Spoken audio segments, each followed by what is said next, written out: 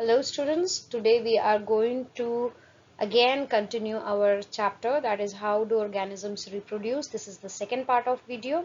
If you haven't watched the first one, just go through it and after that watch the second part. So let's begin the class.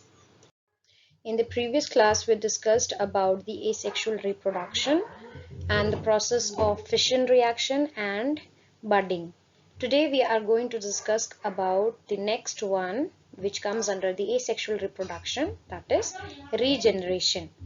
In this method, a part of a body of an organism, if it get cut or get broken, the broken part or the cut part can develop into a new individual. For example, very good example is hydra, planaria and starfish. This is the example of a planaria.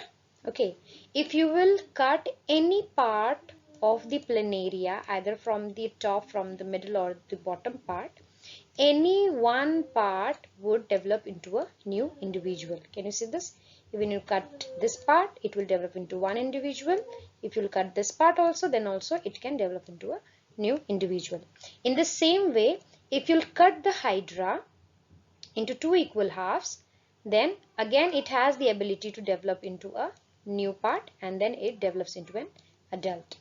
In the same way, if you'll cut the lower part, it will develop into one hydra and then it matures into the matured hydra. So this process of development of an organism through the cut part or the broken part is called as regeneration process. So you can see this one. Some animals can regrow the part. That process is called regeneration because there is regeneration of the individual. That is why this process is called as regeneration. So in this species also the regeneration process can occur. This is again the planaria only. Can you see, if you'll cut the planaria into three different halves, it will develop like this. Okay, it has the ability to regrow the cut part and then it can develop into a new planaria. The next part that comes under the asexual reproduction is fragmentation. In this method, the body of the simple multicellular organism breaks up into smaller pieces. On maturation, each fragment develops into a new individual. For example, if this is a multicellular organism which breaks up into two, then these two parts will mature and they will develop into a new individual. Just because one individual is getting fragmented or cut. So that is why this process is called as the fragmentation process. So you can say, and where this like a fragmentation process we can see it in Spirogara, which multiply very rapidly. And the Spirogara undergoes the fragmentation process and which results in the numerous filaments. With the cell enlargement and subsequent mitosis, each fragment grows and develops into the mature filament. So if anybody asks about you in which the fragmentation process occurs, the example is Spirogyra. As you can see, this is the Spirogyra.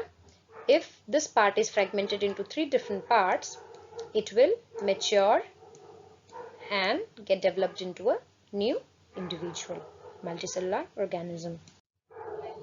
Next one is the spore formation. What is the meaning of spore formation? Obviously from the word itself we can understand there would be involvement of a spore.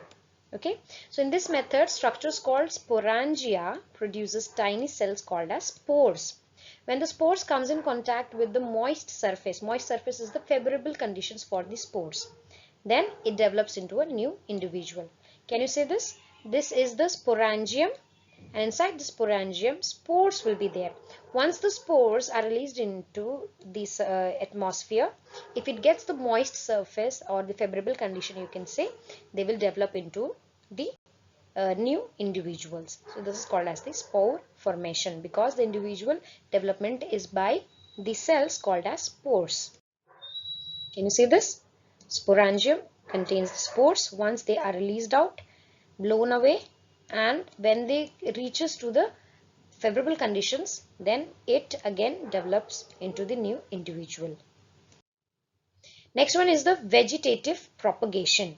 In this method, a new plant can be produced from the vegetative parts. This is very important, vegetative parts.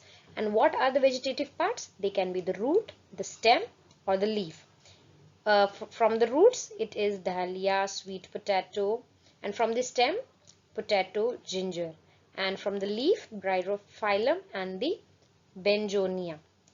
These are the examples of the vegetative parts from which a new plant can be developed. So plant produced by the vegetative propagation produces flowers and fruits earlier than those produced from the seeds.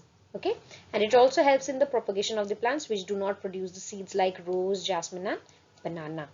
Vegetative propagation, it can also be done artificially by cutting and layering or grafting.